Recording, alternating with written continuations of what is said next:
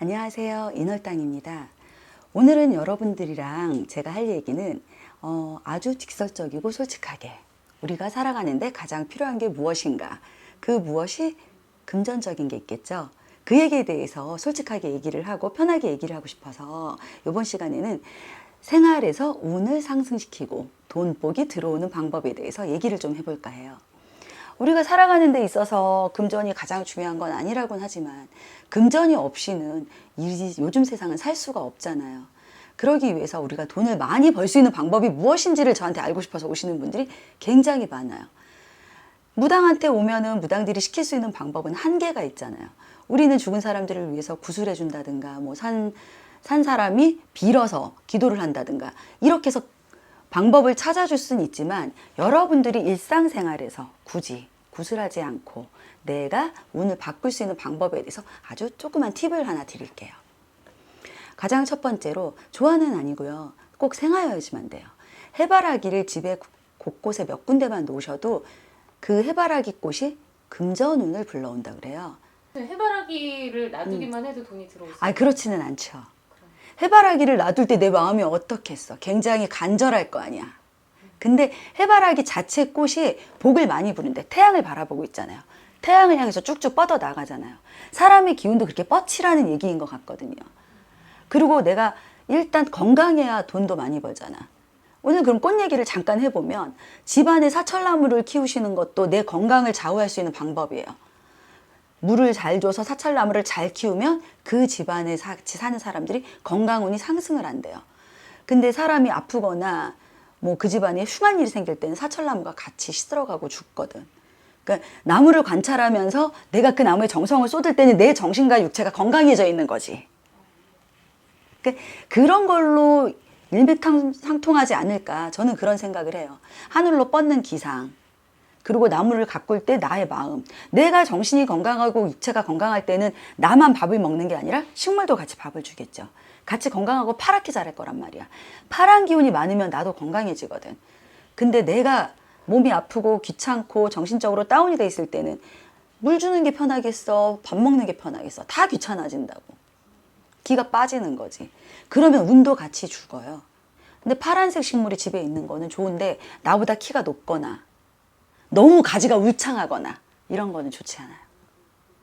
그러니까 될 수 있으면 나보다 좀 키가 작게, 마당이 있는 경우는 괜찮아요.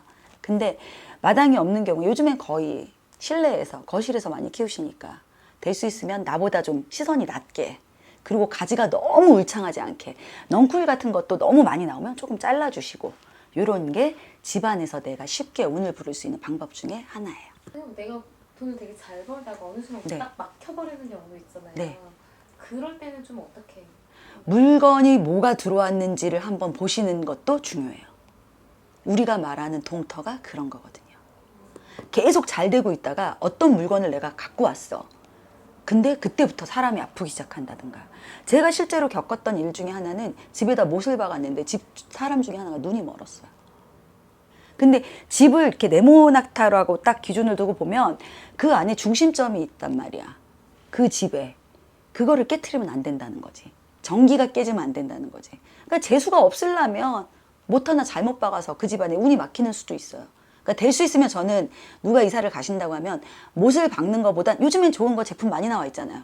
실리콘을 붙인다든가 벽에 걸 수 있게끔 못을 최대한 안 박으시는 게 좋을 것 같아요. 근데 이건 제 개인적인 생각이라 뭐 반대하시는 분들도 있겠지만, 일단 어딘가 구멍을 낸다는 것 자체가 풍수상에선 별로 좋게는 안 봐요. 안 좋아지는 사람들을 가만히, 우리 집에는 뭐 멀쩡한 사람 말고도 좀 뭐 귀신병이 있어서 온 사람들도 많으니까 보면 남이 쓰던 물건을 그렇게 갖다 놔. 근데 남이 쓰던 물건이라고 다 나쁜 건 아닌데 거기에 안 좋은 무언가가 들어있을 수도 있거든요. 그러니까 그런 남이 쓰던 물건을 갖고 왔을 때 또 하나 방법을 알려드리면, 화장실에 하룻밤을 묵히세요. 화장실에? 거기다가 하룻밤을 묵혀서 뒤에 왕자를 쓰셔서 갖고 오시는 것도 좋은 방법이고, 굳이 그 물건이 갖고 싶다고 하시면. 근데 뭐 왕자 같은 것도 쓰기 싫고 나는 아무것도 하기 싫어, 그럼 화장실에 하룻밤만 딱 묵혔다가 갖고 들어오시면 동터를 조금은 막을 수 있어요. 완전히 막는다고는 못해도. 그리고 남편을 뭐 승진을 시키고 싶다. 아침에 붉은 립스틱을 바르거나 빨간 속옷을 입으라고 우리가 얘기를 해주거든요. 근데 아침에 내가 붉은 립스틱 바르려면 어떻게 해야 돼? 부지런해져야 돼. 일찍 일어나서 남편보다 화장을 먼저 씻고 화장을 하고 있으란 얘기잖아. 그럼 내가 일찍 일어나서 화장을 하고 있으면 남편 아침밥을 먹이게 되겠죠? 먹고 간 남편은 힘이 나는 거지. 그런 상징적인 것들이 결국은 보면 내가 노력을 하라는 얘기인데 그런 색깔들이 운을 상승시킬 수 있는 조그만 영향을 미치는 거죠. 반대로 나의 좋은 뭐 금전운을 꺾는 뭐 이런 잘못된 그런 것. 잘못된 상식 중에 하나가 달마 그림을 놓는 거예요. 달마 네. 되게 좋은 거 아니에요? 다 그렇게 생각하세요. 달마 그림이 다 좋다라고. 근데 달마 그림이 다 나한테 좋은 영향을 미치진 않아요. 내 사주에서 달마를 이길 만한 힘이 없다. 눌리거든. 운이 꺾인단 말이에요. 그렇다고 뭐 사주가 세야지만 달마 그림을 놓는 건 아닌데 아무나 그린다고 그 달마에 기가 들어가는 건 아니거든요. 복사본이라든가 뭐 인위적으로 뜬 거라든가 별로 좋지 않아요. 정말로 돌을 닦으시고 참선을 하시는 분들께서 그려주시는 그림에는 기운이 들어가 있죠. 근데 똑같은 그림도 복사본은 될 수 있으면 안 놓는 게 좋아요. 안 넣는 것만 못하는 거. 그쵸. 놓은 거보다 오히려 안 좋은 거죠. 특히나 달마. 그리고 집에다가 조그만 상 같은 거 놓으시는 분들이 있어요. 뭐 사찰 같은데 관광을 다니셨다가 조그만 불상을 사온다든가 뭐 동자상을 사온다든가 오히려 없는 이만 못해요. 왜요? 그 안에 기운이 어떤 기운이 들어가 있는지 모른단 말이야. 일단 모셔다 갖다 놓으면 그 자체가 일종의 단이 돼 버리는 거지. 그러니까 아예 안 믿으시는 분들은 될 수 있으면 그런 건 집에다 사다 모으지 마세요. 특히나 골동품 굉장히 중요해요. 저희 집에 오시는 분 한 분 중에 골동품, 고미술 하시는 분들이 계셨는데 그분들은 이 나무에서도 영혼이 느껴지신대요. 그러니까 남이 쓰다가 갖고 온 거라고 다 나쁜 건 아니지만 골동품을 갖고 오실 때도 나랑 기운이 맞는지 내가 섬뜩하게 느껴진다든가 그게 또 복제된 거라든가 이런 거는 안 갖고 오시는 게 좋아요. 그러니까 여러분들이 운을 상승시키기 위해서 많은 노력을 하실 텐데 가장 쉬운 건 돈 들이지 마시고 식물을 예쁘게 잘 키워보세요.